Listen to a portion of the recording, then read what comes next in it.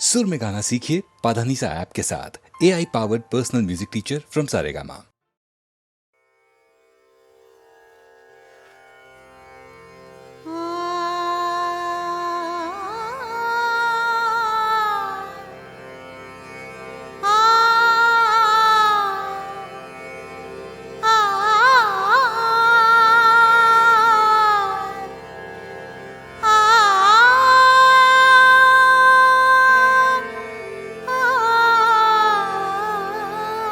सुरयेती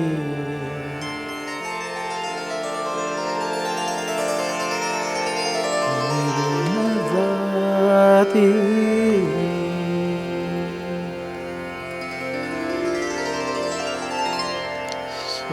सुरयेती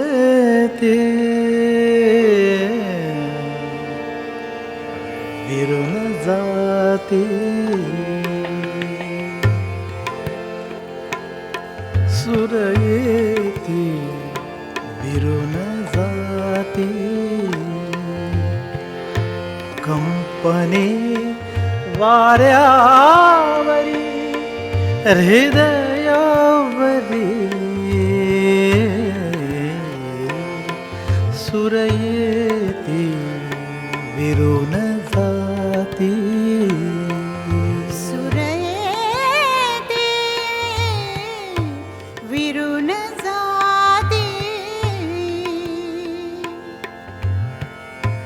company वाऱ्यावरी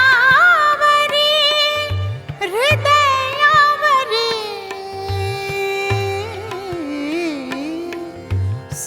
सुरयेती विरुन जाती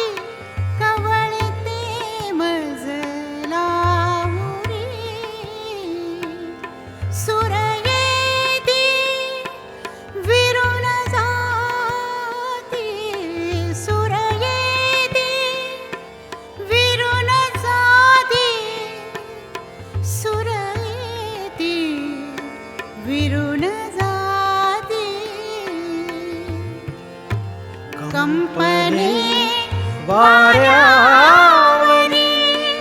हृदयावरी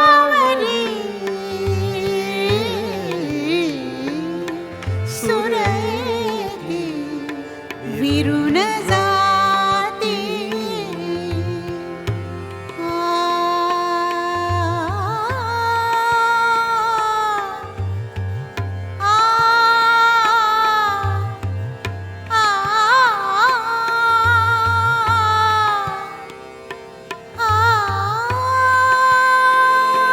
बंधन आहे तरीही बंधनी आहे तरीही मुक्त झालो आज मी पंख झालो या स्वराचे पंख झालो या स्वराचे विहरलो मेघांतरी सुरयेती विरुन जाती सुरयेती सुरयेती सुरयेती विरुन जाती सुरयेती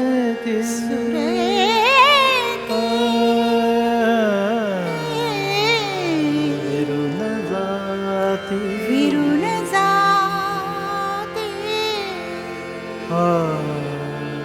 कंपने कंपने वाऱ्यावरी वाऱ्यावरी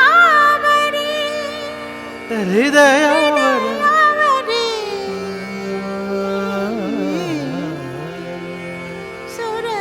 सुर येती विरून जाती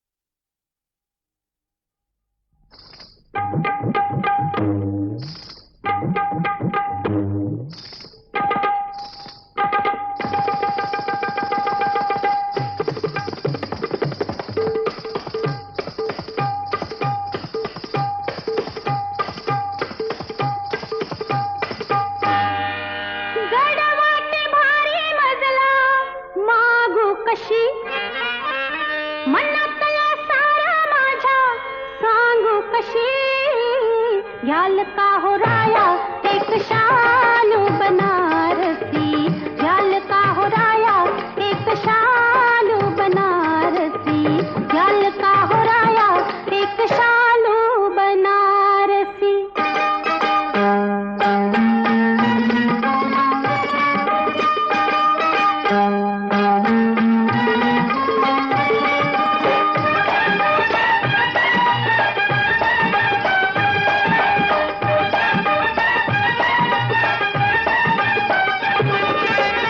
पानविडा देते करुणी धुंद यौवनाचा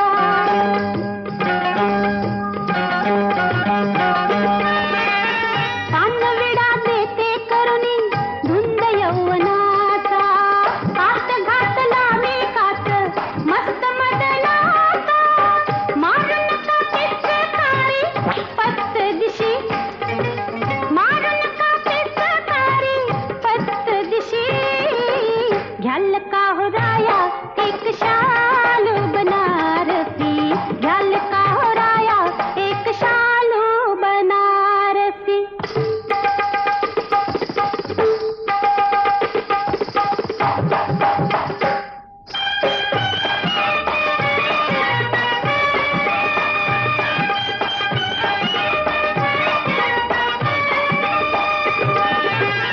तुमच्यासाठी राया किती सोसला मी त्रास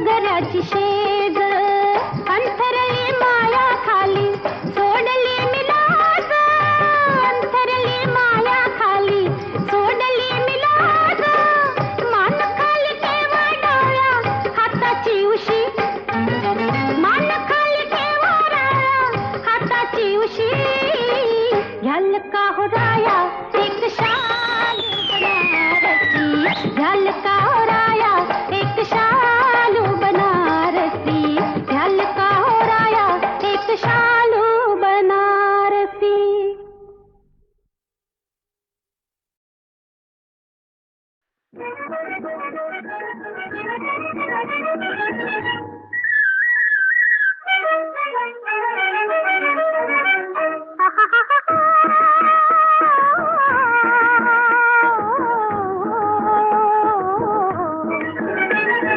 जीवाचं पाखरू फुसकन हसतय भुरकन उडतय गरकन फिरतय मनाच्या मळ्यात मनाच्या मळ्यात जीवाचं पाखरू फुसकन हसतय भुरकन उडतय गरकन फिरतय मनाच्या मळ्यात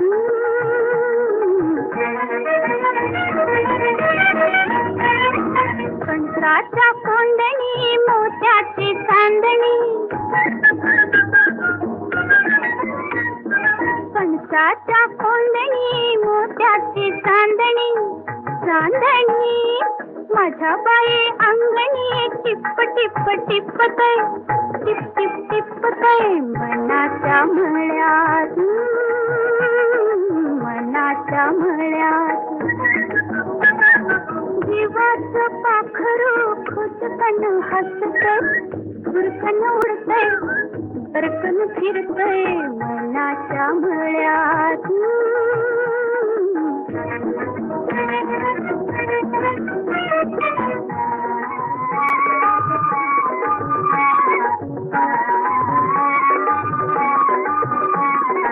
हिरव्या घोषात पिवळ्या वेशात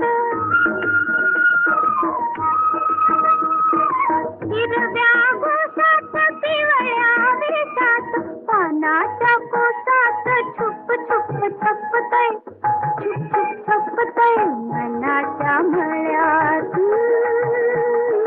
मनाच्या मळ्यात जीवाचं पाखरू खुदकन हसतय भुरकन उडतय बरकन फिरतय मनाच्या मळ्यात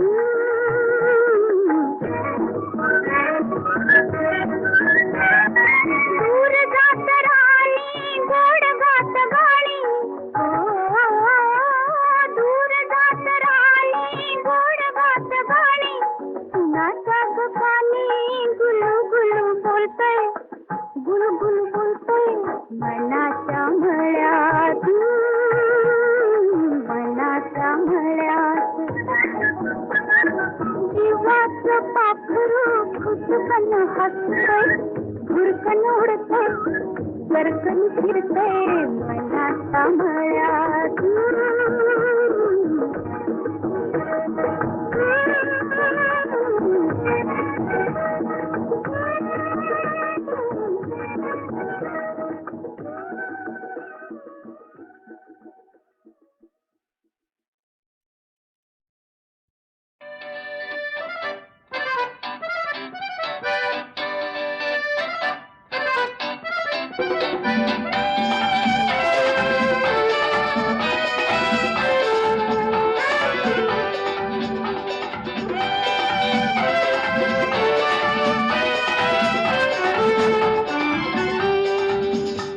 ही चाल तुरु तुरु उडती केस भुरु भुरु डाव्या डोळ्यावर बट ढळली जशी मावळत्या उन्हात केवड्याच्या बनात नागिण सळसळली ही चाल तुरु तुरु उडती केस भुरु भुरु डाव्या डोळ्यावर बट ढळली जशी मावळत्या उन्हात केवड्याच्या बनात नागिण सळसळली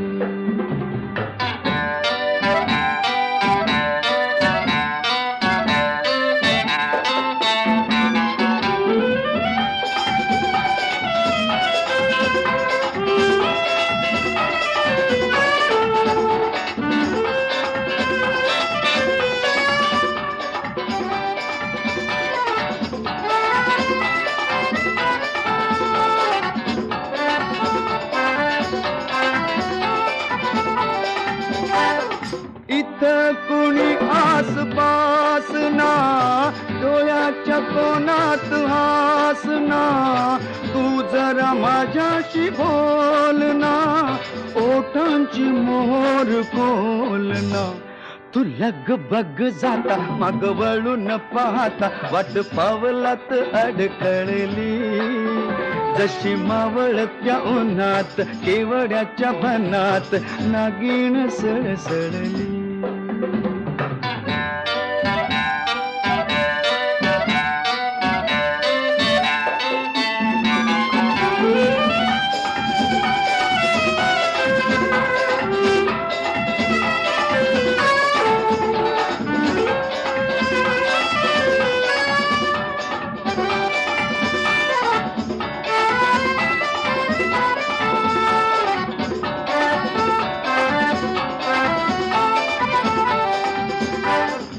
उगाच भुवई ताणून फुकाचा रुसवा आणून, पदरचा चुकून हातान, ओठ जरा दाबीशी दातान.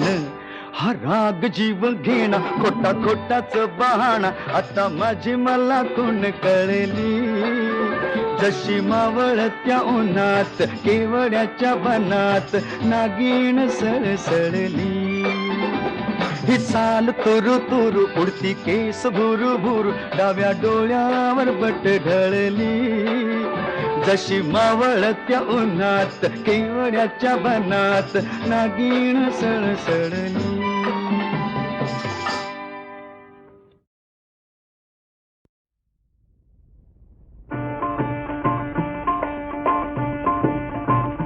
देव माझा विठू सावळा, देव माझा विठू सावळा, माळत्याची माझी आगळा, माळत्याची माझी आगळा.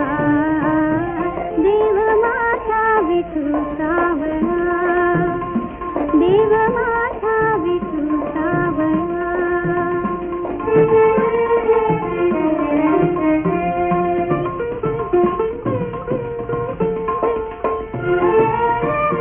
विठुरा हे पंढरपुरी, वैकुंठ हे भुवरी. विठुरा हे पंढरपुरी, वैकुंठ हे भुवरी. धीमे चाकाचे डोले भक्तीचा मळा, धीमे चाकाचे डोले भक्तीचा मळा. देव माझा विठू सावळा, देव माझा विठू सावळा.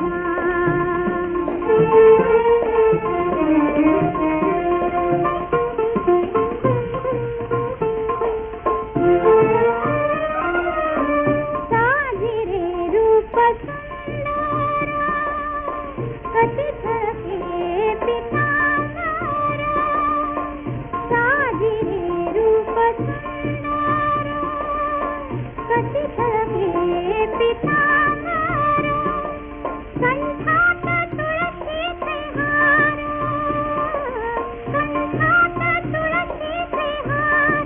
कस्तुरी टिळा, देव माझा विठू सावळा, देव माझा विठू सावळा.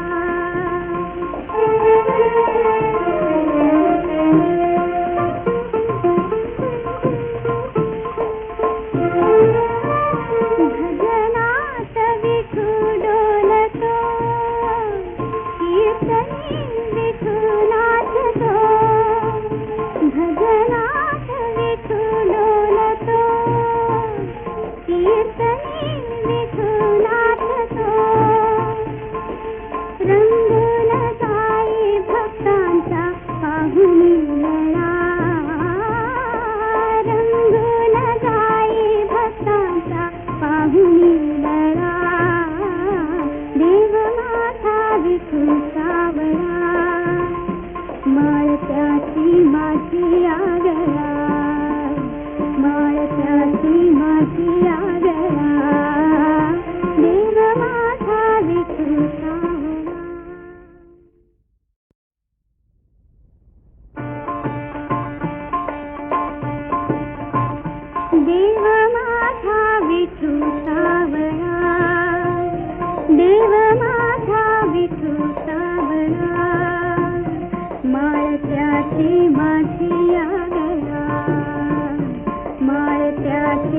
माझी आगळा देव माझा विठू सावळा देव माझा विठू सावळा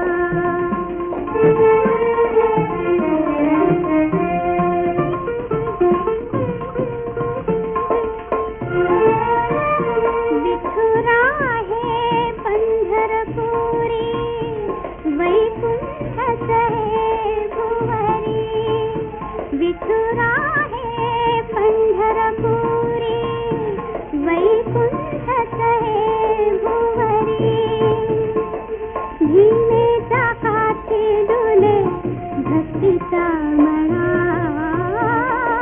धीमे चाकाचे डोले भक्तीचा मळा देव माझा विठू सावळा देव माझा विठू सावळा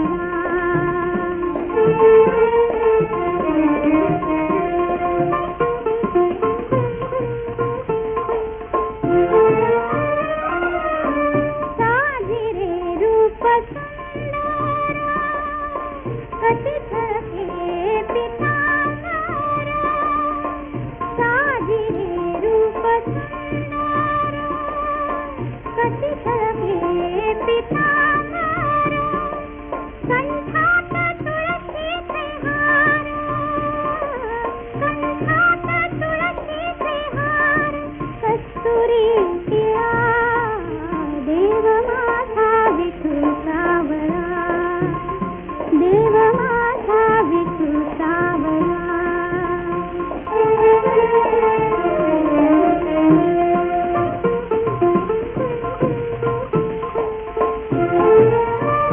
भजनात विठू डोलतो कीर्तनी विठू नाचतो भजनात विठू डोलतो कीर्तनी विठू नाचतो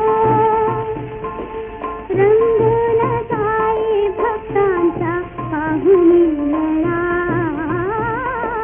रंगून जाई भक्तांचा पाहुणी लळा देव माझा विठू सावळा माळत्याची माझी आगळा माळत्याची माझी आगळा देव माझा विठू सावळा वाक्य तुझे मनाची मोही वाक्य तुझे मनाची मोही कधी न मोही तुरा तुरा वाक्य तुझे वाक्य तुझे मनाची मोही कधी न मोही तुरा तुरा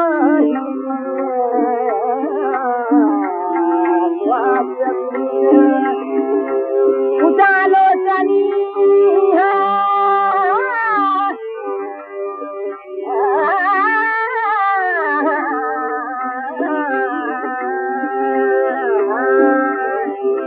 उजालो सनिया प्रकाश दिवसे प्रयासी लाले नवचंद्रिका तव यौवनाचा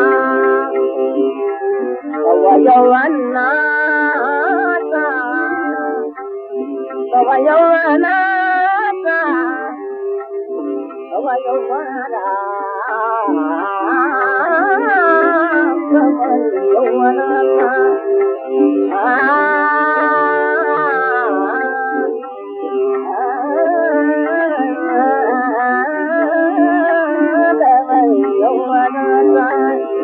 तव यौवनाचा तव यौवनाचा तव यौवनाचा तव यौवनाचा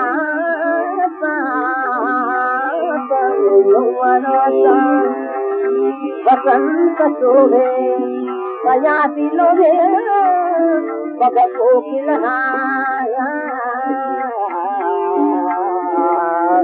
वाक्य तुझे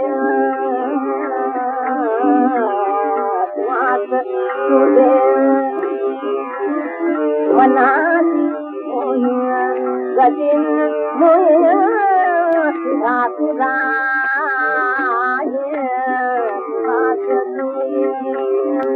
गवयवना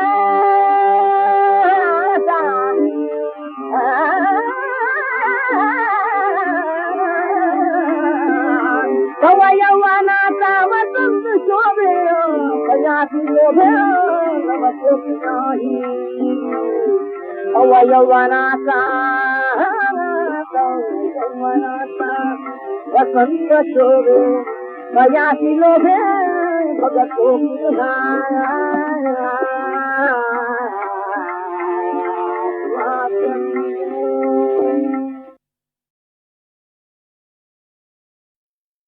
दिवाळखोरीचं सावट. घरी आलो तो तिथे जयश्री आणि तिच्या नातेवाईकांची खलबत चालली होती. त्या सर्वांचे चेहरे बरेच गंभीर दिसत होते. मी त्या सर्वांना अनुलक्षून विचारलं, काय चाललंय? तेव्हा जयश्रीचे मेहुणे गणपत कोडकाणी मला म्हणाले, पुढील चित्रपट टेक्निकलर आहे असं समजलं. हो. त्यामध्ये जयश्रीला काम आहे का? नाही, त्यामध्ये तिला योग्य अशी भूमिका नाही. ठीक आहे, पण हे पिक्चर मोठ्या खर्चाचं, तेव्हा त्यात तुम्ही जयश्रीला नायिका केलीत तर तो चांगला चालेल. त्यांचंही बोलणं मला जरा आगाऊपणाचं वाटलं. हो, तसं होतं तर जयश्रीने काम केलेला सुबह का तारा का पडला? ते गप्प बसले. मला त्यांच्या या फुकाच्या उपदेशाचा राग आला होता. तुम्हाला सिनेमाच्या बाबतीत काही समजतं का? उगाच नसत्या बाबतीत लुडबुड करू नका. मी तिथून उठून गेलो. त्या रात्री जयश्री सारखी धुसफूस करत होती. मी तिला समजावत म्हटलं, तू उगाच कोणाचं काही ऐकून वाईट वाटून घेऊ नकोस. या पुढल्या रंगी चित्रपटात मी नक्की तुला काम देणार आहे. यावर जयश्रीने तीक्ष्ण वाग्बाण सोडला. त्यानं मी खरोखरच विव्हल झालो. ती म्हणाली, हो, तुम्हाला हल्ली संध्याच आवडते, तेव्हा तुम्ही तिलाच काम देणार. नसत्या गोष्टी तू माझ्यावर उगाचच लादू नकोस आणि यापुढे तू काहीही न बोलता गप्प राहा. मला वाटलं होतं दुसऱ्या दिवशी आपल्या या पोरकट बोलण्याबद्दल ती आपली चूक झाली असं म्हणेल. पण मी स्नान वगैरे आटपून स्टुडिओत जायला निघालो तरी ती झोपलेलीच होती. मी तिच्याकडे एक दृष्टिक्षेप टाकून जातो एवढंच सांगून निघालो. काल रात्रीच्या त्या प्रकारानं मी खरोखरच फार बेचैन झालो होतो. गाडी स्टुडिओच्या रस्त्याकडे वळली तरी त्या विचारांनी मला भंडावून सोडलं होतं. नेहमीप्रमाणे कामाची सुसूत्र साखळी मनात तयार होईना, लक्षच केंद्रित होईना कामावर. स्टुडिओतल्या सर्व लोकांनी नक्कीच ओळखलं असणार की आज काहीतरी गडबड आहे, पण मी त्याबद्दल कुणालाच काही बोललो नाही. 2-3 दिवस स्टुडिओतली कामं देखील मी एखाद्या यंत्राप्रमाणे उरकत होतो. सर्वत्र गंभीर वातावरण पसरलं होतं. संध्याकाळी घरी गेलो की जयश्रीची धुसफूस. नोकर जे जेवण पुढ्यात ठेवील ते मुकाट्यानं जेवायचं. मुलांच्या चेहऱ्यावरही घरातल्या वातावरणाचं दडपण आल्यासारखं दिसत होतं. तीही मोकळ्या मनानं हसत नव्हती, घरामध्ये दंगा करत नव्हती. मनामध्ये विचार घोंगावत. हे असं किती दिवस चालणार? तुला तुझं कर्तव्य आहे, कला आहे, एवढ्या मोठ्या स्टुडिओची जबाबदारी आहे. जयश्री आणि ही सर्व माणसं तुझ्या कर्तृत्वामुळे तुझ्याकडे आकर्षित झाली आहेत. या क्षणाला तू तुझ्या कामाकडे दुर्लक्ष केलंस तर सर्वनाश होईल. ही धोक्याची सूचना माझं मन मला सारखं देत होतं. नवीन चित्रपटाच्या विचारांची प्रगती तर त्या रात्रीच खुंटली होती. पण असं थांबून कसं चालेल? सर्व बाजूनी सुखद वातावरण असलं तर कोणीही पुढे जाईल, पण त्रासदायक परिस्थितीतही प्रगती केली पाहिजे. मी त्या दिवशी स्टुडिओत जाण्यासाठी घरातून निघालो. मोटारीचा दरवाजा बंद केला आणि घरातल्या त्रासाबद्दल कुरकुर करणारा माझा आतला आवाजही मी चूप केला. नंतर स्वतःला मी एक तऱ्हेची सवयच लावली. रोज घरातून बाहेर पडलो की कौटुंबिक कटकटीचा स्विच ऑफ आणि कामाच्या विचारांचा स्विच ऑन. स्टुडिओमध्ये पुन्हा आनंदी खेळकर वातावरण निर्माण झालं. कामाला वेग आला. नव्या कल्पना सुचू लागल्या. तबला आणि नृत्य या जुगलबंदीची तालीम सुरू झाली. सामता प्रसाद तबल्यावर बोल वाजवत, तसेच बोल गोपीकृष्ण आपल्या पायात बांधलेल्या चाळातून अगदी लगोलग काढत होता. त्याच्या त्या नृत्यामध्ये लय होती, कायदा होता. पण जुगलबंदीमध्ये प्रतिस्पर्ध्यावर मात करण्याचं जे अवसान असायला हवं ते त्याला आणता येत नव्हतं. बऱ्याच वेळा सांगून पाहिलं, पण पण मला हवा असलेला अभिनय त्याच्याकडून मिळत नव्हता. शेवटी मी स्वतः उठलो. एखाद्या वाघासारखा तबलजीच्या अंगावर जाऊन त्याने वाजवलेल्या तोड्यावर तोड्याचा आभास निर्माण करू लागलो. हो, आभासच. कारण सामता प्रसादांच्या तबल्यातून निघणाऱ्या तोड्यांप्रमाणे पायातून बोल काढणं मला कसं जमणार? माझ्या त्या आवेशानं सामता प्रसादांनाही जोश आला. ते गुडघ्यावर बसून अवघड बोल वाजवू लागले. वसंत देसाई, दाते, दिवाण शरार, संध्या, संगीत खात्यातली वादक मंडळी ही जुगलबंदी पाहण्यास जमली. चांगला तास दीड तास हा प्रकार चालला होता. शेवटी आम्ही दोघेही थकून गेलो आणि अगदी शांत बसलो.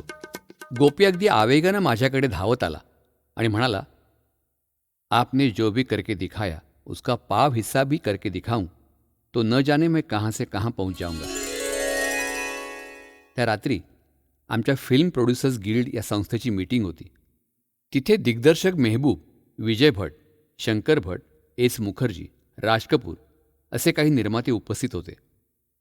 बोलता बोलता माझ्या टेक्निकलर चित्रपटाचा विषय निघाला. प्रथम त्यांनी वसंत देसाईसारख्या संगीत दिग्दर्शकाला न घेता एखाद्या चांगल्या लोकप्रिय व्यक्तीला या कामासाठी घ्यावं असं मला सुचवलं. नंतर त्यांनी गोपीकृष्णसारख्या बायकी हालचाली करणाऱ्या आणि नवख्या तरुणाला नायकाच्या कामासाठी घेतलं. त्याबद्दल माझी थट्टा उडवली. एक जण मोठ्या आपुलकीनं म्हणाला, उदय शंकरसारख्या आंतरराष्ट्रीय ख्यातीच्या नर्तकानं नृत्यावर आधारित कल्पना पिक्चर तयार केलं, तरी ते पडलं. असं असतानाही तुम्ही शास्त्रीय नृत्याच्या आधारावर रंगी चित्रपट तयार करत आहात, हे फार धोक्याचं आहे. आतापर्यंत त्या सर्वांचं बोलणं मी शांतपणे ऐकत होतो, पण या शेवटच्या सूचनेबद्दल मात्र मला बोलल्याशिवाय राहवलं नाही. हे पहा, उदयशंकर फार मोठे नर्तक आहेत, पण ते सिनेमा दिग्दर्शक नाहीत आणि म्हणून सिनेमाध्यमातून नृत्य कसं पेश केलं पाहिजे हे त्यांच्या लक्षात आलं नसावं. और एक बात है दादा, महबूब मला नेहमी दादा अशीच हाक मारत. मैं अच्छे दोस्त के नाते कहता हूँ कि आप वैजंतीमाला, पद्मिनी जैसी कोई नामवली अदाकारा को ले लो जो अच्छी नर्तकी भी हो. संध्या जैसी नई एक्ट्रेस को लेकर आप अपना इतना खर्चीला पहला रंगीन चित्र बना रहे हो, ये बहुत बड़ी गलती कर रहे हो. महबूब, तुमच्या सदिच्छांबद्दल शुक्रिया, पण साऱ्या पिक्चरचं कथानकच नृत्यावर आधारलेलं आहे. त्यासाठी माझे सर्व कलाकार दिवसाचे 12-12 तास रियाज करणारे आणि माझ्या नव्या नव्या कल्पना प्रत्यक्षात उतरवणारे असेच पाहिजेत. तुमच्या म्हणण्याप्रमाणे इतर बऱ्याच फिल्ममध्ये कामं करत असलेल्या कलाकारांना घेतलं तर माझ्या या चित्रपटासाठी मेहनत करण्यास त्यांच्यापाशी तेवढा वेळ कुठून असणार. शेवटी मी वैतागून बोललो, मुझे नाम वाले नहीं काम करने वाले आर्टिस्ट चाहिए. आपको मालूम है संध्या कितनी मेहनत कर रही है इस रोल पर? है वो तो हम नहीं जानते, फिर भी छोड़िए ना बात को. मैंने जो तय कर लिया है उसमें बदल होने वाला नहीं. अगर ये मेरी मौत है तो वैसे ही सही. महबूब वगैरे सर्वांनी धोक्याच्या सूचना देऊन मला एक प्रकारे आव्हानच दिल्यासारखं वाटलं. आणि हे आव्हान स्वीकारून आपण हा इतक्या खर्चाचा चित्रपट काढणं योग्य आहे का असा विचार एकदा माझ्या मनात आला. त्याबरोबर फिल्म उद्योगातले आणि बाहेरचे लोक काय बोलतात तेही आठवलं. गेले 2 चित्रपट चांगले चालले नाहीत तेव्हा शांतारामनं आता निवृत्त व्हावं. तो आता म्हातारा झालाय. त्यांचं अशा तऱ्हेचं बोलणं म्हणजे आणखीन एक आव्हानच. आव्हानं आणि संकटं समोर उभी ठाकली की त्या बिकट परिस्थितीशी दंड थोपटून झुंज देण्याचीच माझी प्रवृत्ती. का कोणच ठाऊक, पण तो माझा स्वभाव आहे. छायाचित्रणाच्या चाचणीसाठी घेतलेली टेक्निकलर प्रिंट लंडनहून वेळोवेळी येत होती. शेवटी एकदा टेस्ट अगदी ओके आहे अशी तार लंडनहून आली तेव्हा हायसं वाटलं. टेक्निकलर रंगपद्धतीचं हे तंत्र आत्मसात करण्यात 3 महिन्यांचा काळ लोटला. जवळजवळ 3 लाख रुपयांचा खर्च अंगावर बसला. पण तो खर्च कारणी लागला. त्यामुळे मी आणि माझ्या छायाचित्रकारांमध्ये विश्वास निर्माण झाला. रंगी चित्रणासाठी परदेशी छायाचित्रकारांना बोलवण्याची आवश्यकता राहिली नाही. कला दिग्दर्शक कनू देसाई यांनी या चित्रपटाला झनक झनक पायल बाजे हे नाव सुचवलं आणि आम्हा सर्वांना ते फार पसंत पडलं. त्यांनी नायिकेच्या महालाची रेखाटनं करून आणली.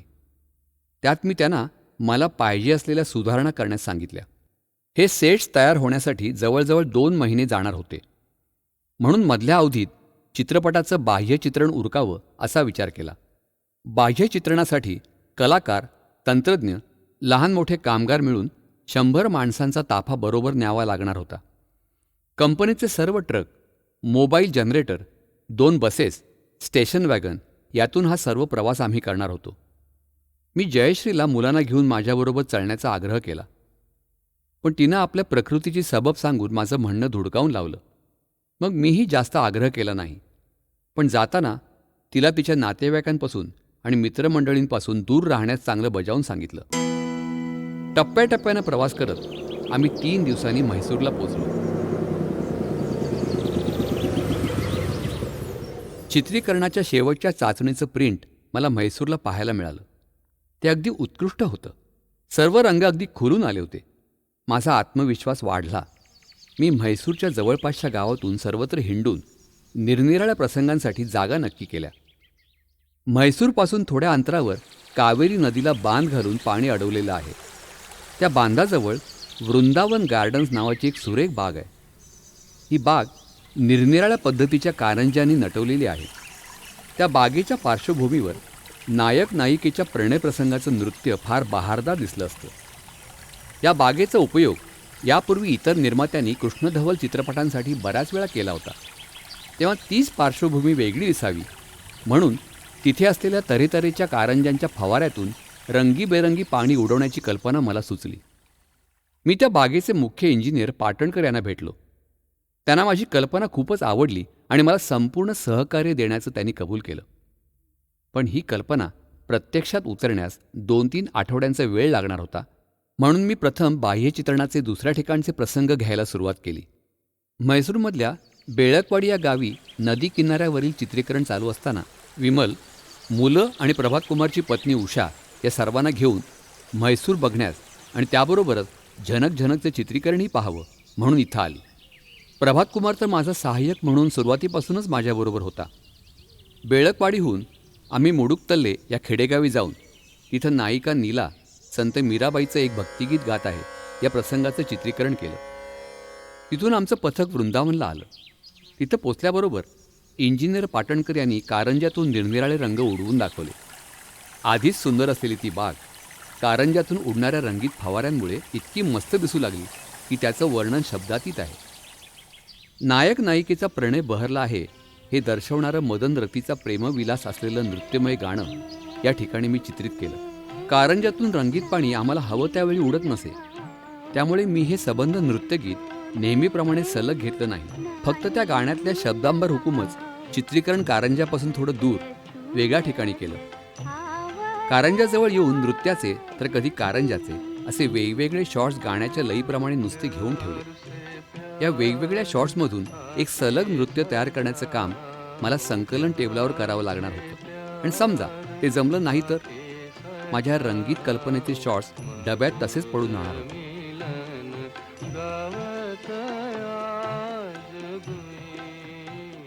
म्हैसूरचं सर्व चित्रीकरण आटोपून आम्ही सर्वजण मुंबईला परत आलो. घरी आलो तर जयश्रीने अगदी थंड स्वागत केलं. स्टुडिओमध्ये नायिकेच्या घरातल्या दिवाणखान्याचा सेट तयार झाला होता.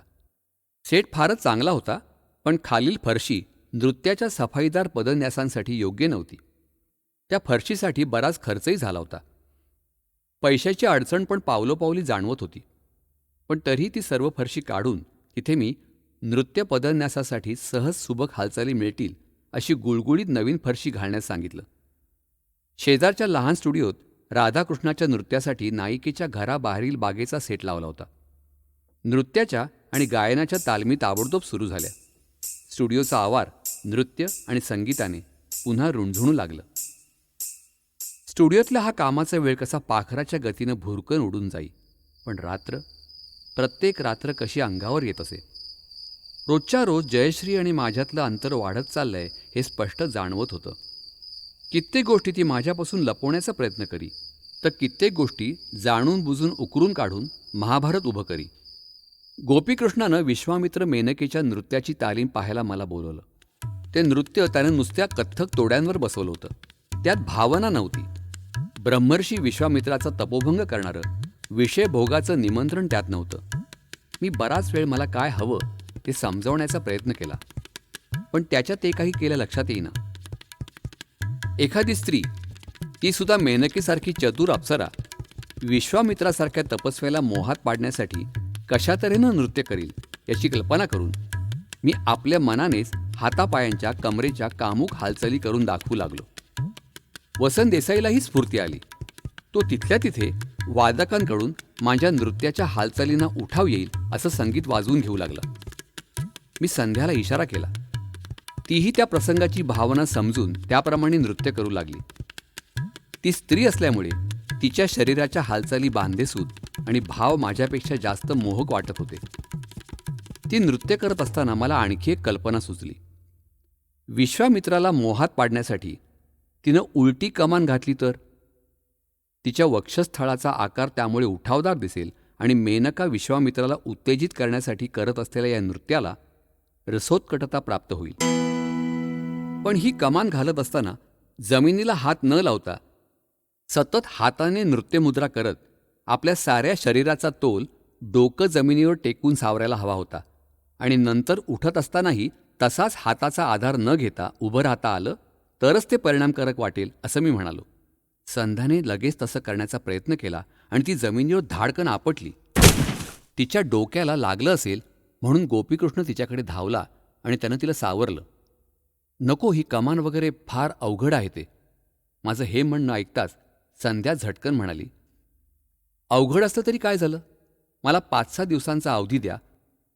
बघा तरी तुम्हाला हवी तशी कमान घालून दाखवते की नाही ते. तिच्या चेहऱ्यावर निर्धार झळकत होता. 5-6 दिवस गेले. मेनका नृत्याची तालीम चालू होती. संध्याने जमिनीला जराही हात न टेकता उलट आपले दोन्ही हात वर घेऊन बोटांच्या लयबद्ध हालचाली करत आपल्या शरीराची उलट कमान घालीत जमिनीला डोकं टेकलं आणि पुन्हा तशीच हालचाल करत ती उभी राहिली. आम्ही सर्वांनी अत्यानंदाने टाळ्या वाजवल्या. तिच्या मेहनतीची तारीफ करत मी तिच्या पाठीवर शाबासकी दिली. पण तेव्हा तिच्या चेहऱ्यावर वेदना उमटलेली दिसली. कुठेतरी तिला दुखत असावं. नंतर शेवटचं तांडव नृत्य बसवण्याची वेळ आली. तांडव नृत्य म्हणजे गोपीकृष्णाच्या नृत्याचा खास प्रांत. त्याच्याबरोबर आलेले मृदंगवादक रामदास यांनी वाजवलेल्या खास तोड्यांवर तो आपल्या नेहमीच्या जोशपूर्ण पद्धतीनं नृत्य करू लागला. पदन्यासांबरोबर उलट्या कोलांट्या उड्या मारून तो शिवतांडवाचा उग्रपणा निर्माण करू लागला. तांडव नृत्याच्या वेळचा शिवाचा क्रोध मुद्राभिनयातून प्रकट करणं मात्र गोपीकृष्णाला जमेना. मग मी त्यासाठी चित्रीकरणाच्या वेळी त्याच्या तोंडावर निरनिराळ्या भडक रंगांचे प्रकाशझोत टाकून मोठा क्लोज घेऊन हा परिणाम साधावा असा विचार केला. कारण हा चित्रपट नृत्यावर आधारित असल्यामुळे शिवतांडवामुळे होणाऱ्या प्रलयाचा आभास नृत्याद्वारेच करायला हवा अशी माझी धारणा होती. हा आभास पार्वतीच्या नृत्यातून दाखवायचं मी निश्चित केलं. मी माझ्या कल्पनेप्रमाणे गोपीकृष्णाला संध्याकडून योग्य असे पदन्यास, अंगविक्षेप, मुद्राभिनय आणि तोडे वगैरे बसवून घेण्यास सांगितलं. काही दिवसांनी संध्या माझ्याकडे आली आणि म्हणाली, गोपीकृष्ण फक्त आपल्या तांडव नृत्याचीच तालीम करतात, माझ्याकडून पार्वती नृत्य बसवून घेत नाहीत. मी लगेच वसंत देसाई आणि साऱ्या वाद्यवृंदाला तालीम हॉलमध्ये बोलावून घेतलं आणि संगीताच्या साथीत संध्याकडून ते पार्वती नृत्य असं बसवून घेतलं की त्यामुळे शिवाचं तांडव नृत्य अधिक भीतीदायक आणि परिणामकारक वाटावं. वसंत देसाई या नृत्यांच्या संगीतावर शेवटचा हात फिरवू लागला. इतर वादकही त्याला योग्य प्रतिसाद देत होते. मी सकाळपासून रात्री 10 वाजेपर्यंत त्यांच्याबरोबर बसत असे. संपूर्ण संगीताचं ध्वनिमुद्रण करण्याची तयारी झाली. एवढ्या सर्व निरनिराळ्या वाद्यांचं संगीत एकाच ध्वनिमुद्रण यंत्रावर होणं शक्य नव्हतं. म्हणून आणखी 2-3 ध्वनियंत्र मागून घेतली. 200 वादक मोठ्या हिरिरीने संगीत निर्मितीत गर्क झाले होते. यावेळी कला निर्मितीच्या परमानंदात आम्ही आखंड बुडालो होतो. सर्व संगीत ध्वनिमुद्रित झालं. त्या संगीताबरोबर पुन्हा नृत्याच्या तालमी सुरू झाल्या. गोपीकृष्ण आणि संध्या आपापल्या परीने आपली नृत्य सजवीत होती, फुलवत होती. समूह नृत्यासाठी घेतलेल्या नर्तक नर्तकी मोठ्या वाकबगार होत्या. ती मंडळी मोठ्या हिरिरीने त्या दोघांना साथ देत होती. पण खरी कमाल संध्याने दीपनृत्यात केली. दोन्ही खांद्यांवर आणि तळ हातांवर तेवत असलेल्या पणत्या, शिवाय कपाळावरही एक जळती पणती घेऊन सफाईदारपणे नृत्य करत त्या पणत्या न पाडता उलटी कमान घालून जमिनीला डोकं टेकवण्याचा ती प्रयत्न करू लागली. जराही तोल गेला तर अंगावर पणती पडून पेटण्याची शक्यता. हे सर्व सांभाळून कशाचाही आधार न घेता कमान टाकून जमिनीला डोकं लावायचं ही अशक्यप्राय नृत्यकृती आजतागायत कुणीही केली नव्हती आणि ती यशस्वी करण्याचा संध्याने चंग बांधला होता. कमान टाकतेवेळी कधी खांद्यावरील पणती पडे तर कधी कपाळावरील. पणत्या तोलून जमिनीला शिरस्पर्श करणं तिला जमत नव्हतं. मी पुन्हा पुन्हा शॉट्स घेऊ लागलो. तसतसं तिच्या पाठीत दुखू लागलं. इतक्या दिवसांच्या अविरत श्रमांमुळे तिच्या पाठीला दुखापत झाली होती की काय न कळे. शेवटच्या एका शॉटच्या वेळी ती जमिनीवर कोसळली. आम्ही सर्व धावलो. तिला उठवली. ती पाठीला हाताचा दाब देऊन तशीच बसली. गोपीकृष्ण माझ्याजवळ आला आणि म्हणाला, अन्ना साहब, अब ये ॲक्शन संध्या से नहीं होगी. क्यों नहीं होगी? संध्या उसळून बोलली, मैंने इस ॲक्शन की इतनी मेहनत की है और ये मैं करके ही रहूंगी. शेवटी माझ्यातला माणूस म्हणाला, हा शॉट जर पुन्हा घेतलास तर संध्याच्या जीवाला धोका आहे. काहीतरी कारण सांगून आपण हा शॉट घेणं टाळावं असा विचार करून मी संध्याजवळून उठलो. पण कलेच्या पूर्तीसाठी स्वतःवर किंबहुना कोणावरही दयामाया न दाखवणाऱ्या माझ्यातल्या दिग्दर्शकाला हे मान्य नव्हतं. लगेच माझ्यातला तो कठोर दिग्दर्शक ओरडला, स्टार्ट! संध्याच्या सर्वांगावरील पणत्या पेटवल्या गेल्या. आपल्या चेहऱ्यावर हसू ठेवून संध्या कमान घालू लागली. आमचे सर्वांचे श्वास रोखले गेले. कपाळावरची जळती पणती सांभाळत ती जमिनीला डोकं टेकवण्याचा प्रयत्न करू लागली आणि तिनं जमिनीला डोकं टेकवलं. सर्वांनी उत्स्फूर्तपणे टाळ्या वाजवल्या. ती पुन्हा तशीच तालालयीत अंगावरील एकही पणती न पाडता, कशाचाही आधार न घेता एखाद्या दीपमाळेसारखी ताठ उभी राहिली. स्टुडिओतल्या सर्व कामगार कलाकारांनी पुन्हा टाळ्यांचा गजर केला. मी धावतच तिच्या जवळ गेलो. तिच्या डोक्यावर हात ठेवून आशीर्वाद दिला आणि तिला खुर्चीवर बसवलं. तिच्या डोळ्यातले आनंदाश्रू पाहून माझेही डोळे ओलावले. माझ्यातल्या माणसाने त्या कठोर दिग्दर्शकाला प्रश्न केला, मागे मेनका नृत्याच्या वेळी संध्याच्या पाठीच्या कण्याला दुखापत झाली होती हे माहीत असूनही तू या नृत्याची ही अवघड कल्पना काढलीस. समज तुझ्या या पुन्हा पुन्हा शॉट्स घेण्यामुळे तिच्या मणक्यांना कायमची दुखापत झाली तर त्याला जबाबदार कोण? तूच. होय, मीच. एवढ्याच संध्या माझ्यासमोर येऊन हसत उभी राहिली. पण तिच्या त्या हसण्यात तिला होणाऱ्या वेदनांची स्पष्ट जाणीव होती. तुम्ही घाबरलात, पण मला काहीसुद्धा झालेलं नाही. मी अगदी छान आहे. आणि आपण खरं बोलत आहोत हे दाखवण्यासाठी तिने मस्त गिरकी मारली आणि नृत्याच्या आविर्भावात अगदी ऐटीत उभी राहिली. त्यावेळी माझ्यासमोर अतिशय मेहनती, जिद्दी, कलेसाठी आपल्या प्राणाचीही पर्वा न करणाऱ्या एका कलावंताची जिवंत मूर्ती उभी होती. दिवसेंदिवस जयश्रीबरोबरचे तंटे एवढे वाढू लागले होते की रात्री घरी चांगली झोपही मिळेना. त्यामुळे दुसऱ्या दिवशी सकाळी डोकं बराच वेळ कुंद राही. मनाला थोडीशी स्वस्थता मिळावी म्हणून मी स्टुडिओतच राहू लागलो. पण जयश्रीने याबाबतीत कधी विचारपूस केली नाही. कदाचित रात्रीच्या वादविवादाला तीही कंटाळी असावी. हे घ्या पेढे. जयश्री माझ्यासमोर पेढे घेऊन उभी होती. पेढे? कशाबद्दल? मी आज गोपीकृष्णकडे नृत्याची तालीम घेण्याचा मुहूर्त केलाय. मी तिच्याकडे तीक्ष्ण नजरेनं पाहिलं. जयश्री त्यावेळी 33 वर्षांची होती. मी तिला म्हणालो, आता या वयात तो नृत्य शिकणार आणि त्यापुढे शिकून तू तयार होणार? नृत्य ही कला अशी आहे की स्त्रीला ती तरुण वयात शोभून दिसते. तिच्या हातातला पेढा तसाच होता. मी पुढे म्हणालो, परमेश्वराने तुला चांगला सुरेल आवाज दिला आहे. तू आणखी गाणं शिक, त्यात तयार हो. गायन ही कला अगदी मरेपर्यंत चिरंतन शोभा देते. ती जन्मभर साथ देते. तिने हातातला पेढा मागे घेतला, पण तिने गाण्याची तालीम मात्र पुन्हा सुरू केली नाही. मीही माझ्या कामाच्या चक्रव्यूहातून बाहेर पडू शकत नव्हतो. झनक झनक मला उत्कृष्टपणे पुरा करायचा होता. मी माझं सर्वस्व या चित्रपटासाठी पणाला लावलं होतं. जर हा चित्रपट कोसळला असता तर माझ्या कंपनीचं, माझं दिवाळं वाजलं असतं. मला माझ्या मुलाबाळांना घेऊन रस्त्यावर यावं लागलं असतं. कौटुंबिक त्रासासाठी एवढ्या मोठ्या जबाबदारीकडे मी थोडंसुद्धा दुर्लक्ष करू शकत नव्हतो. झनक झनक पायलबाजी शास्त्रीय संगीतावर आधारलेला चित्रपट असल्यामुळे त्यात वापरली जाणारी प्रतीकं शास्त्रीय नृत्यसंगीताच्या माध्यमातून मी शोधून काढू लागलो. नीलाचं नृत्य शिक्षण सुरू आहे. दिवसरात्र ती मेहनत करण्यात गढून गेली आहे. ऋतुराज वसंताचं आगमन झालं आहे. वन उपवन फुलली आहेत. वातावरणातून वसंत ऋतूचं वर्णन करणारं गीत ऐकू येतं. ऋतू वसंत आई, वन उपवन द्रुम मिलिंद प्रफुल्लित. या सुंदर निसर्ग दृश्याच्या पार्श्वभूमीवर नायक नायिकेची पावलं नृत्याचा सराव करत असताना दिसतात. काही महिने जातात. तापलेल्या जमिनीवर पावसाचे पहिले थेंब पडताना दिसतात. मेघमल्हार रागामध्ये वर्षा ऋतूचं वर्णन करणारा धमार कानावर पडतो. आई है घटा, उमड घुमड घोर, घिर चहू ओर. पावसाच्या सरी द्रुतगतीने जमिनीवर पडू लागतात.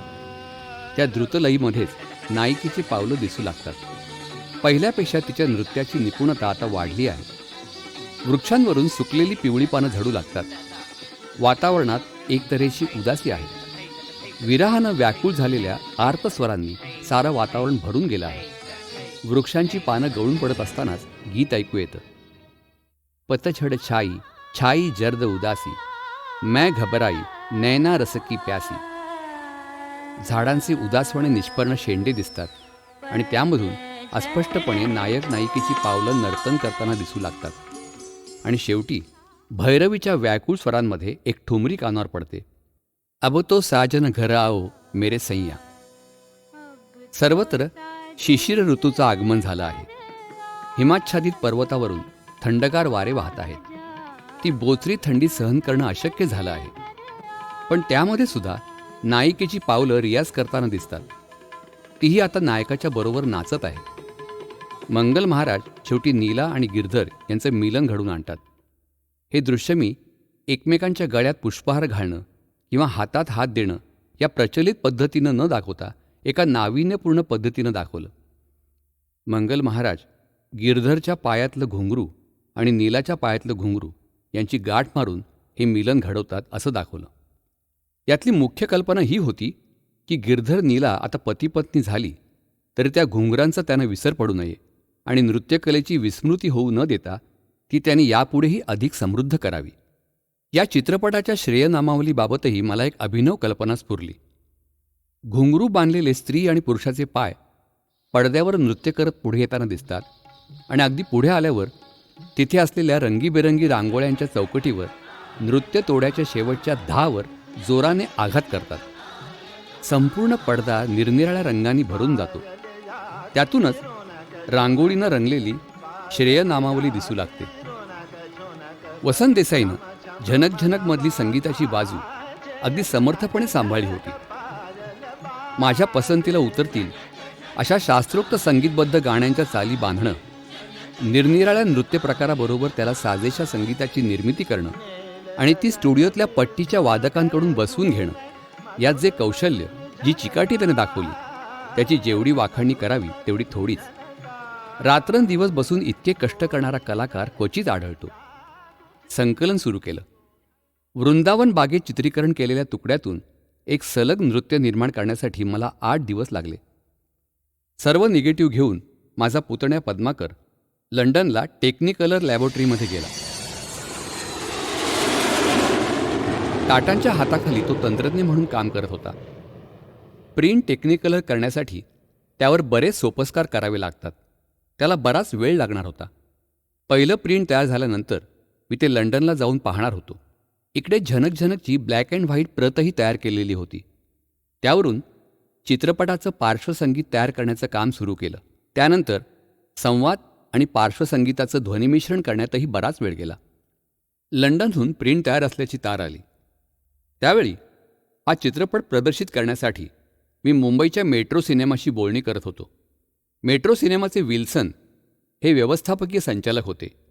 या सुमारास मेट्रोच्या अतिपूर्व सिनेमागृहांचे व्यवस्थापकही मुंबईस आले होते. मी त्या दोघांना भेटण्यासाठी गेलो असताना त्याने असा प्रस्ताव ठेवला की प्रत्येक आठवड्याच्या उत्पन्नापैकी फक्त 35% रक्कम तुम्हाला मिळेल. लाखो रुपये खर्च करून चित्रपट निर्माण करणाऱ्या निर्मात्या दिग्दर्शकाला फक्त 35% आणि थिएटरला 65%. चित्रपट चांगल्या तऱ्हेने प्रदर्शित करणं आवश्यक आहे, पण निर्माता हाही काही कमी महत्त्वाचा नाही.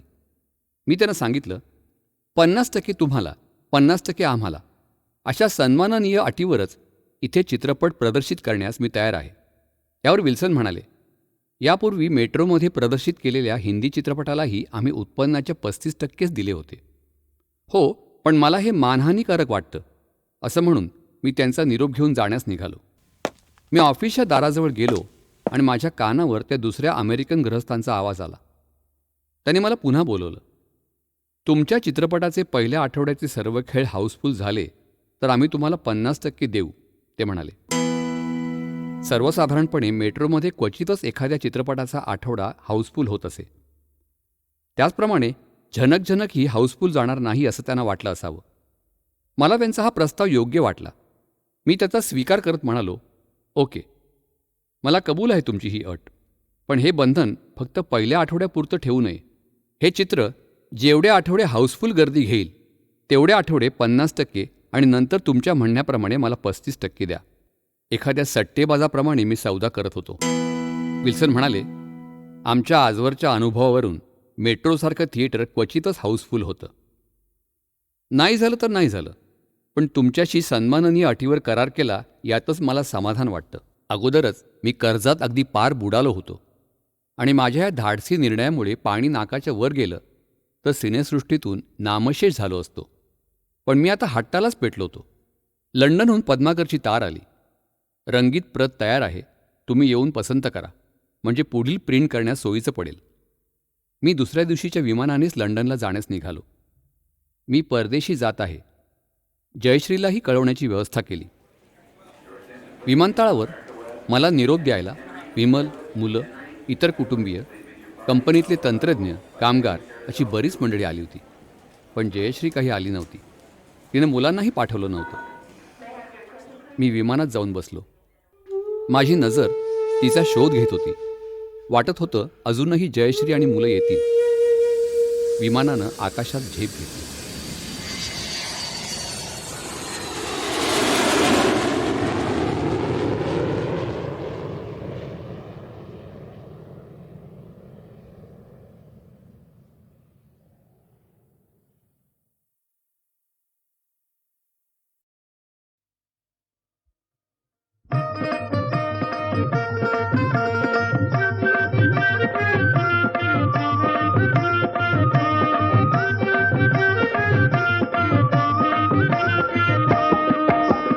बिघाड बाजलं उचला तुमचं बगलत मारा फेटा करू नये केला गुन्हा भेटू नका आता पुन्हा मुकात येत न फुट्टा bye bye tata bye bye tata bye bye tata bye bye tata bye bye tata bye bye tata tata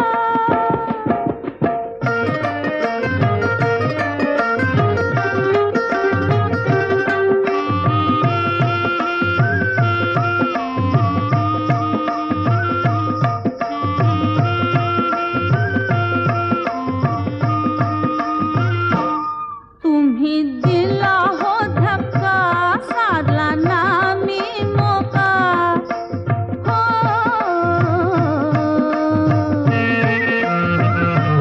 तुम्ही दिला धक्का न साधला ना मी मोका नेमकाच वक्ताला कसा दिला धोका कसा दिला धोका कसा दिला धोका कामच तुमचा खोटा कामच तुमचा खोटा आता मुकात येत न फुट्टा bye bye tata bye bye tata bye bye tata bye bye tata bye bye tata bye bye tata Tata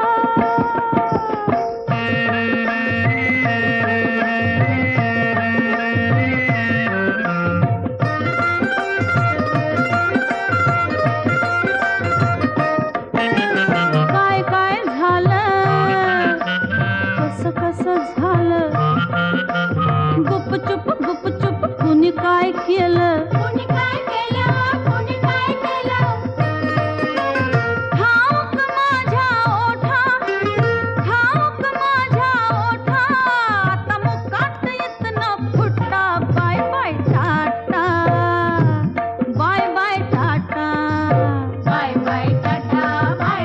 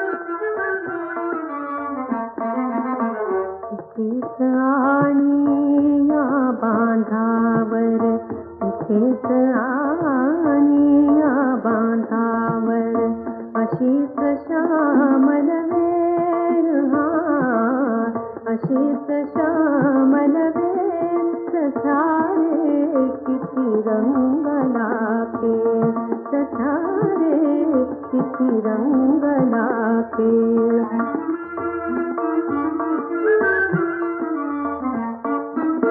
शांत धरित्री शांत सरोवर शांत धरित्री शांत सरोवर पवन झुळ झुळे शीतल सुंदर अबोल अस्फुट डोल जीवांचा अबोल अस्फुट डोल जीवांचा अवचित जमला मेळ अवचित जमला मेळ सखारे किती रंगला खेळ सखारे किती रंगला खेळ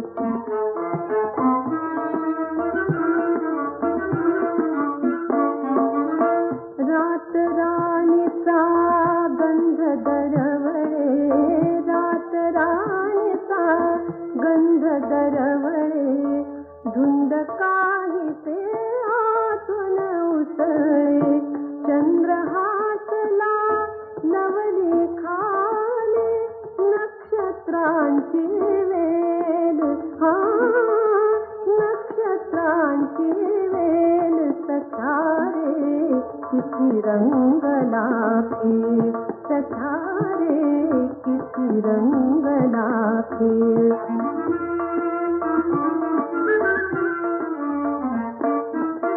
पहाटच्या दवात भिजली पहाटच्या दवात भिजली विरली हळूहळू सुंदर रजनी स्वप्न सुमावर अजून तरंगे स्वप्न सुमावर अजून तरंगे ती सोन्याची वेळ ती सोन्याची वेळ सखारे किती रंगला खेळ सखारे किती रंगला खेळ